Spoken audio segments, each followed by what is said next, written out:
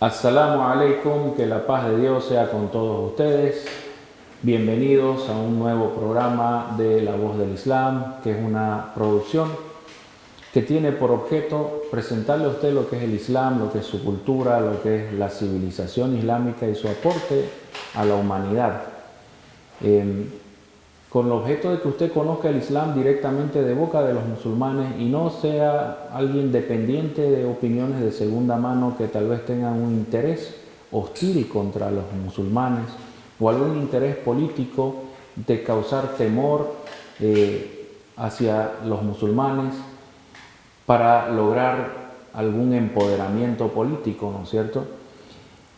Estamos haciendo una serie de programas que hablan sobre la Sharia islámica y explican también cuál es la naturaleza de la Sharia islámica, cuál es la esencia, cuáles son las escuelas, su historia, su evolución, en fin, todo lo que sea necesario que usted conozca para poder usted también emitir juicios sobre esta legislación posterior a la ley de Moisés y heredera de la ley de Moisés.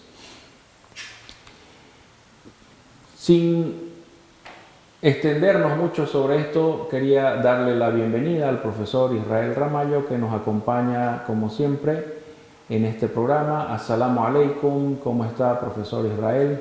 Alaikum salam, Sheikh Isa, y gracias nuevamente por invitarme a un programa más de La Voz del Islam.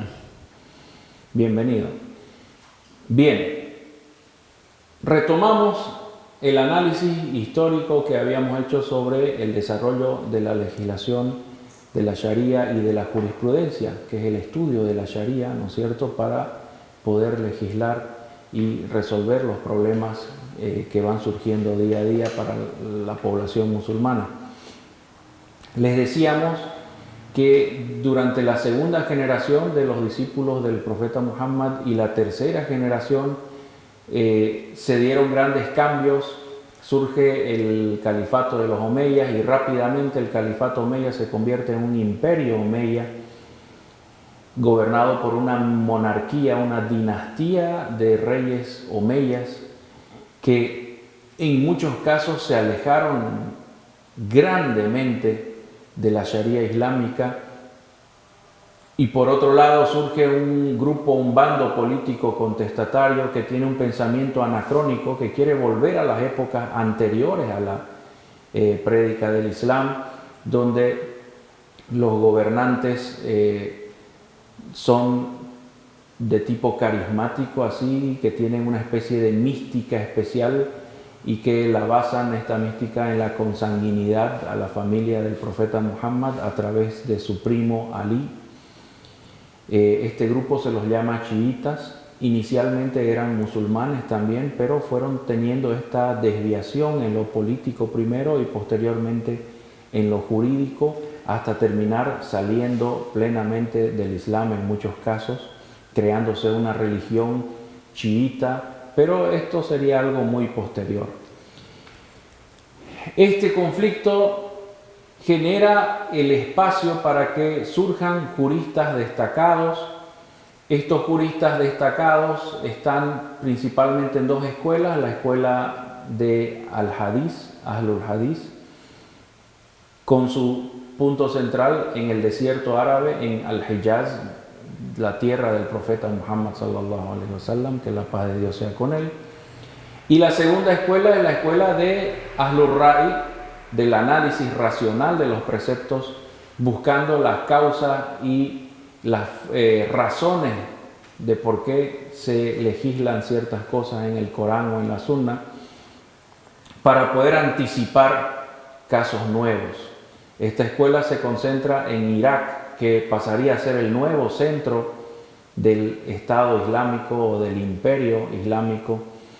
Y ahora hay que hablar de algo muy importante, también un hecho histórico que alteraría definitivamente el desarrollo de la Sharia islámica.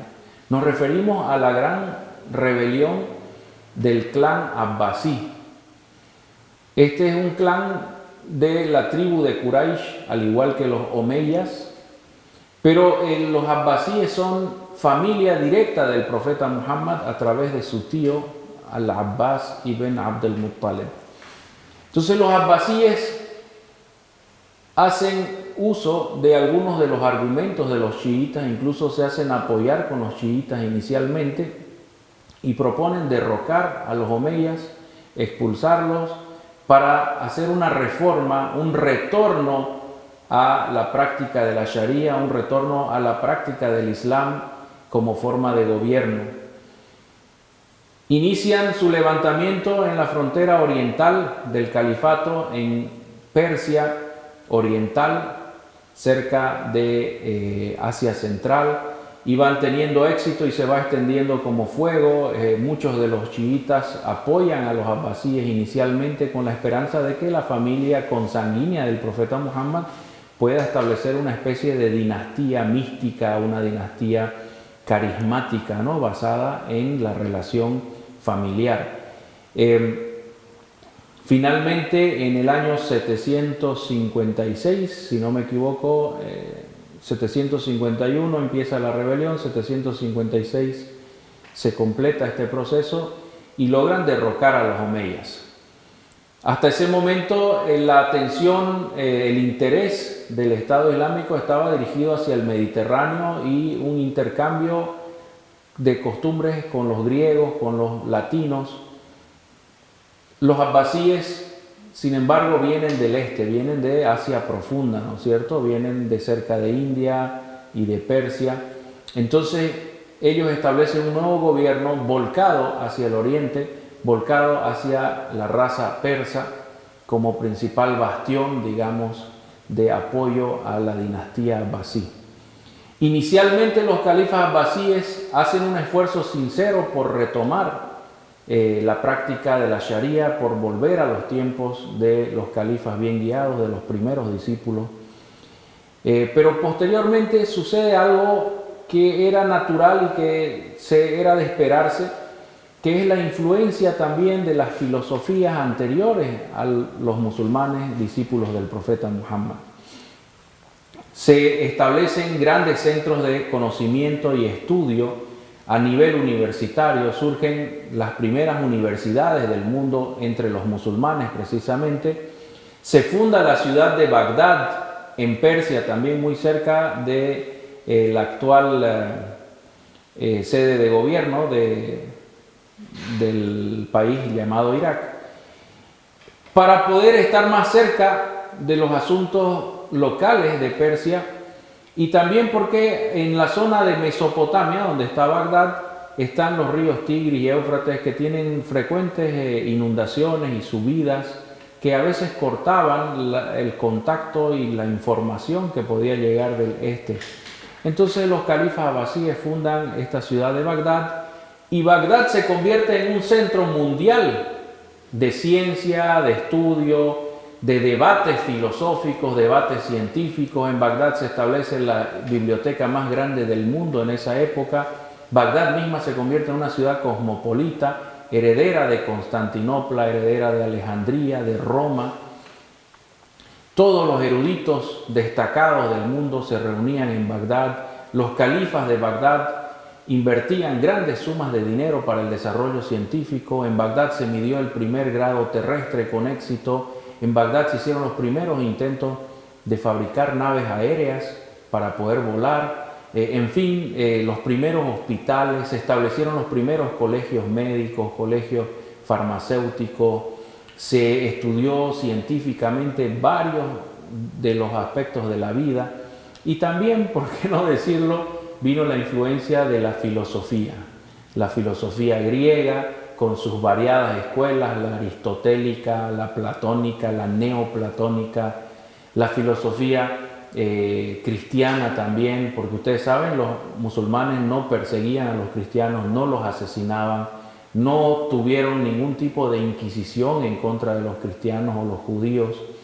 Los musulmanes también eran tolerantes y bastante amistosos con los zoroastrianos, de manera que la filosofía persa anterior al Islam, la filosofía de India, entró con mucha fuerza en Bagdad, y sucedió algo como le sucedió a los romanos, ¿no? Cuando el Imperio Romano se hizo cosmopolita. Empezaron a introducirse ideas, costumbres y prácticas de los pueblos que acudían a Bagdad. Eso hizo que algunos de los califas abbasíes empiecen a adoptar escuelas filosóficas en vez de adoptar el pensamiento islámico. Surgen escuelas que ya no discrepaban en la jurisprudencia, como el caso de Ahlul Hadith y Ahlul Ra'i, ¿no? La gente del Hadith y la gente del análisis racional. La discrepancia subió de tono, subió de nivel para alcanzar a los fundamentos mismos de la creencia, porque algunos musulmanes nuevos, algunas personas que todavía no habían abandonado su credo anterior, estaban tratando de conciliar el Islam con sus creencias anteriores, con sus ideas filosóficas. Entonces surgen escuelas filosóficas dentro del Islam, como es la Mu'tazilí. Surge también una contrapartida, es decir, una respuesta islámica a estas escuelas filosóficas ajenas al Islam. Y lamentablemente en todo este problema los califas estaban en medio. Algunos califas se convierten a unas sectas. Por ejemplo, hubo califas que eran mu'tazilíes, es decir, que aprobaban la aplicación de la filosofía griega junto con la creencia islámica, y a veces incluso por encima de la creencia islámica. Entonces estos califas querían forzar esta forma de pensamiento por encima de la población, por encima de las creencias y por encima de las ciencias islámicas, generando a veces persecución en contra de los juristas que les hicieron oposición. Y en este sentido mencionamos que el imam Abu Hanifa, por ejemplo, que estaba en Irak, fue golpeado, fue encarcelado, porque quisieron hacer uso de su reputación para favorecer a los califas. Y claro, el imam Abu Hanifa y sus principales discípulos no cayeron en esta trampa y por lo tanto fueron severamente reprimidos. El imam Abu Hanifa murió encarcelado. Lo mismo le sucedió al imam Malik. Recuerden que la palabra imam hace referencia al líder, al jurista destacado, ¿no? El imam Malik también trató, uno de los califas trató de establecer un reglamento ridículo que decía que si uno no era leal a ese califa, la persona quedaba automáticamente divorciada de su esposa, y el imam Malik fue reclutado para que legitime esa ridiculez, y obviamente él se negó y fue golpeado por los funcionarios de ese califa abbasí. Bien, en este contexto nuevo, entonces, la jurisprudencia trata de ser contestatario, trata de mantenerse independiente, trata de mantenerse a salvo de estos intereses políticos y también filosóficos que están tratando de controlar la política del mundo islámico. En este contexto surgen los discípulos de Abu Hanifa, los discípulos de Malik. Por ejemplo, destaca dentro de los discípulos de Abu Hanifa, destaca Abu Yusef, el primero de los ministros de justicia de los califas abbasíes posteriores a la controversia de los mu'tazilíes. También destaca Muhammad ibn al-Hasan al-Shibani,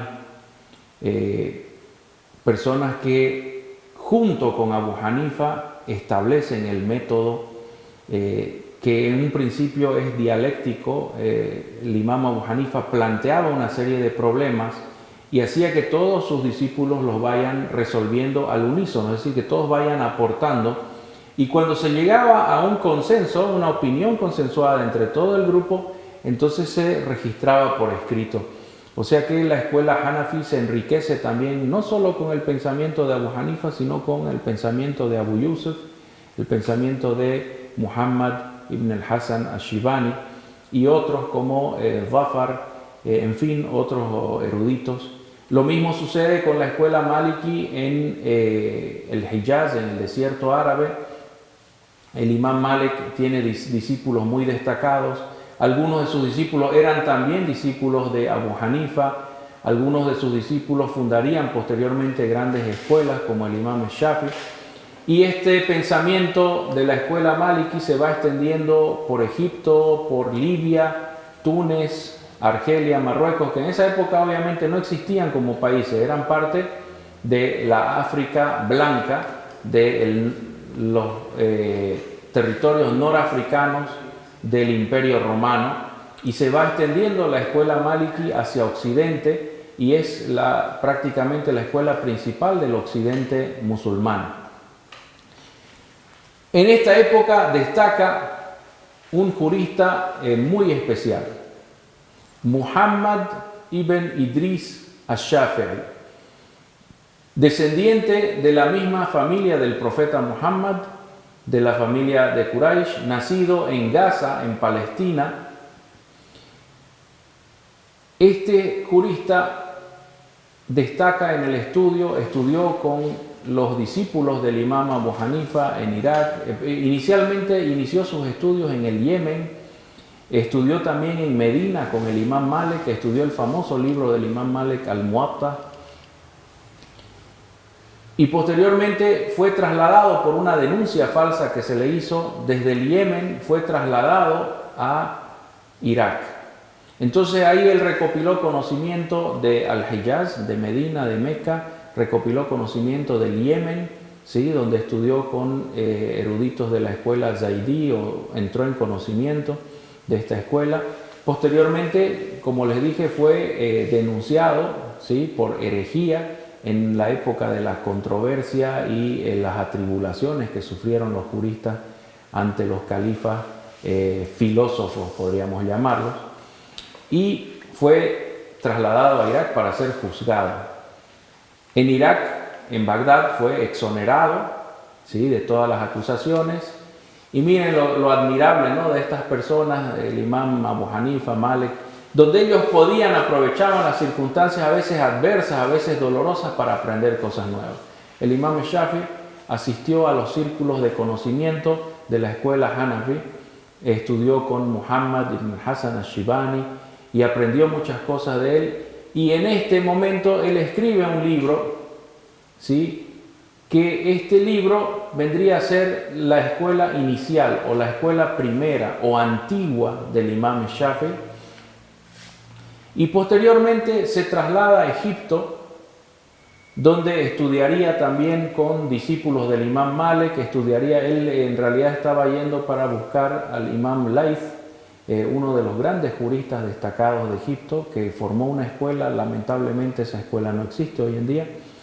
Pero el imam Shafi se establece en Egipto y forma una nueva escuela en Egipto, porque en Egipto aprende cosas nuevas, relatos nuevos, su forma de pensar cambia y surge la escuela nueva del imam Shafi. ¿Por qué estamos detallando mucho sobre este imam? Esto tiene una razón. El imam Shafi es el siguiente paso en la evolución de la Sharia. El imam Shafi, después de muchos años de experiencia en el estudio, en la práctica misma de la jurisprudencia como juez, el imam Shafi no solo crea una metodología propia, sino que la pone por escrito.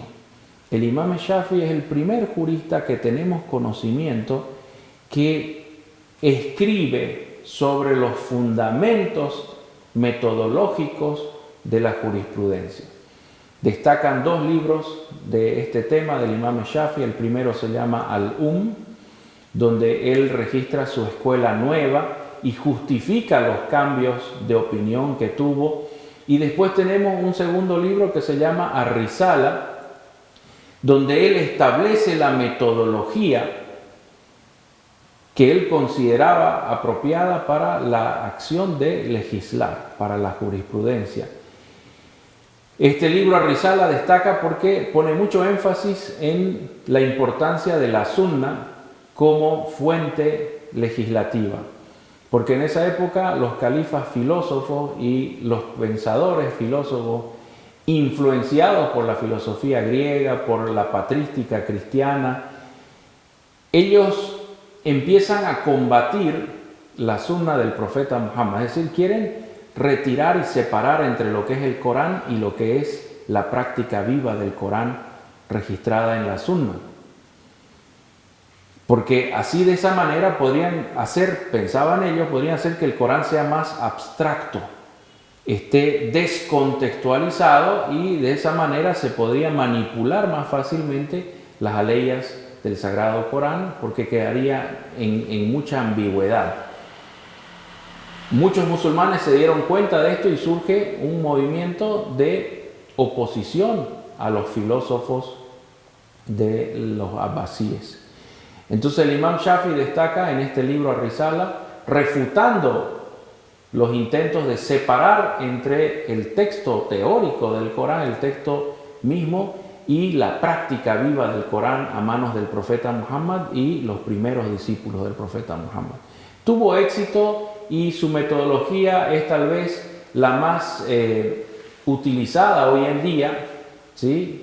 Y esta metodología registrada ya en sus diferentes textos es lo que conforma la escuela Shafi'i, la escuela del imam Ash-Shafi'i, ¿sí? También destaca el imam Shafi'i porque es una especie de síntesis entre la escuela del razonamiento, la escuela del análisis racional de Irak con la escuela del hadith, de los textos de Al-Hijaz, del desierto árabe. Entonces él trata de reunir lo más importante porque él tuvo acceso a diferentes tipos de maestros.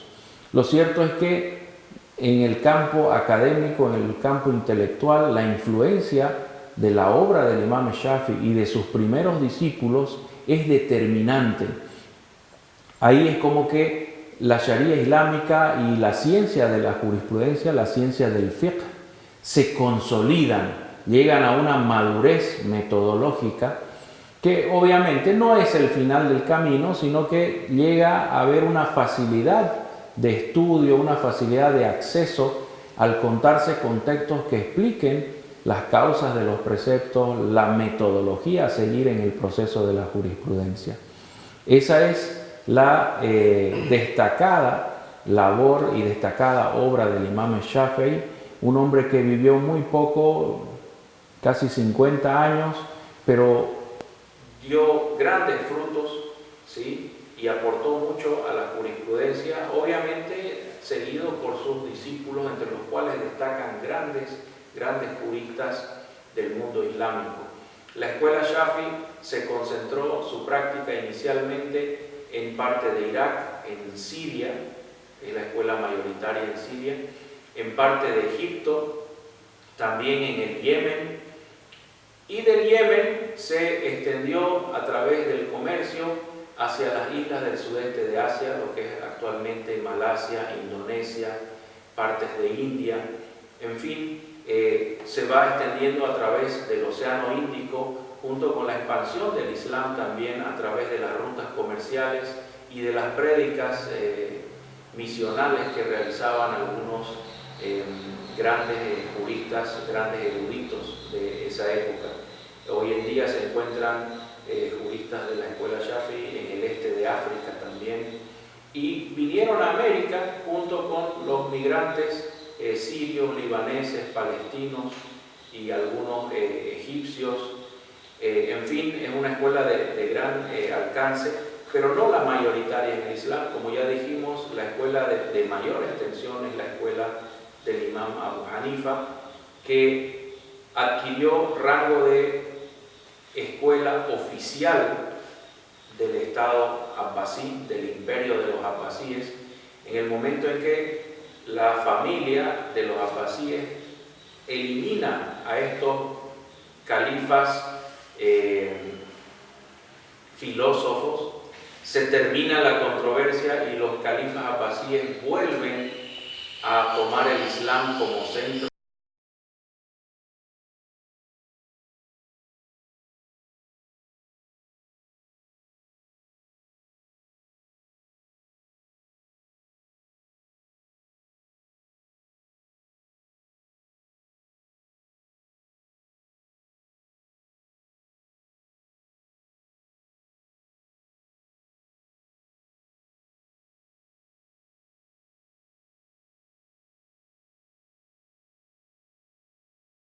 Y en virtud de esta situación de funcionario ya público, Abu Yusef establece como jueces por toda la extensión del Estado Islámico a sus compañeros de la escuela Hanafi. Así vemos que la escuela Hanafi se extiende por donde llegaba el gobierno de los abbasíes y no alcanza hasta el norte de África o España, donde ya estos territorios estaban fuera de la influencia de los abbasíes. Es por eso que hoy en día Turquía, por ejemplo, gran parte de Irak, parte de Siria también, India, el centro de Asia principalmente y los musulmanes sunnis de Irán siguen la escuela Hanafi. La extensión geográfica, la verdad, no es un problema muy importante, pero sí es importante destacar las diferencias metodológicas entre una escuela y otra. No nos vamos a extender más en el programa de hoy. Vamos a ver si el profesor Israel tiene alguna pregunta. ¿Tenemos alguna pregunta, profesor? Gracias, Sheisa. Sí, normalmente nos llega una que dice así: ¿cuál es la extensión geográfica de estas escuelas jurídicas? Bien, habíamos adelantado un poco de la escuela Hanafi, la escuela Shafi. La escuela Maliki se extiende por el norte de África y por Andalucía, por la Europa musulmana, el sur de Francia, y también se extiende por Sicilia, por el sur de Italia, donde hay gobiernos musulmanes europeos durante un tiempo. Y queda una cuarta escuela, que es la escuela del imam Ahmad ibn Hanbal, discípulo del imam Shafi'i, que trata de hacer un retorno hacia el hadiz, volver hacia el origen de la escuela del hadiz, y él es el que utiliza más extensivamente los hadices. Esta es la escuela de menor extensión geográfica, tal vez solo está en la parte del Golfo Pérsico, es la oficial de Arabia Saudita, tiene algunos seguidores en Egipto, algunos seguidores en Palestina y Siria.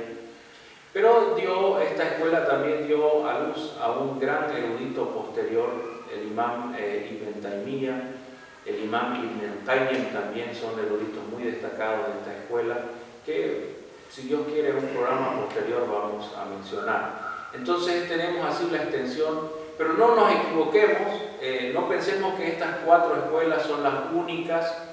Cuando hablamos de las cuatro escuelas nos referimos a las que tienen mayor extensión y que tienen metodología más desarrollada y mejor registrada y mayor cantidad de discípulos que fueron aportando y dando vida a través de las generaciones a las escuelas. Aparte hay otras escuelas entre los musulmanes, entre la gente que sigue el Corán y la Sunna. Está la escuela del imam Zayd, de la escuela Zaydí, que inicialmente era una escuela islámica de musulmanes sunni, ahora se la considera chiita. Está la escuela del imam Ja'far al-Sadiq, que inicialmente también era una escuela jurídica, seguidores del Corán y la Sunna. Hoy también se ha cambiado bastante. Después hay escuelas que ya no existen, la escuela del imam Layth, la escuela del imam al-Auza'i del Líbano, la escuela del imam al-Thawri de Irak, y una escuela que destaca mucho, es bastante anecdótica, es la escuela literalista de Dawood al-Zahiri, que tuvo un resurgimiento o un rol destacado también en la España musulmana a través de Ibn Hazm al-Zahiri, Ibn Hazm el literalista. Entonces miren que hay riqueza de escuelas, son bastantes las escuelas, pero estas cuatro, Hanafi, Maliki, Shafi y Hanbali, son las de mayor extensión. Hoy en día ya se necesita utilizar un nuevo lenguaje, utilizar un nuevo paradigma para el entendimiento de las escuelas, porque las circunstancias que favorecieron la creación y el mantenimiento de las escuelas han cambiado. Entonces, si no hay más preguntas, profesor, ¿hay alguna otra pregunta? No, cabalmente esa fue la única pregunta. Muy bien. Y agradecemos por la consulta hecha. Muy bien, entonces, así ya tranquilamente, ya con la conciencia limpia, terminamos el programa sin haber oprimido a nadie, obviando o omitiendo su pregunta. Y nos despedimos de ustedes agradeciéndoles su atención y será hasta una próxima ocasión con La Voz del Islam. No se olviden de escribirnos a las direcciones que aparecen en pantalla y hasta una próxima ocasión. As-salamu alaikum, que la paz de Dios sea con ustedes.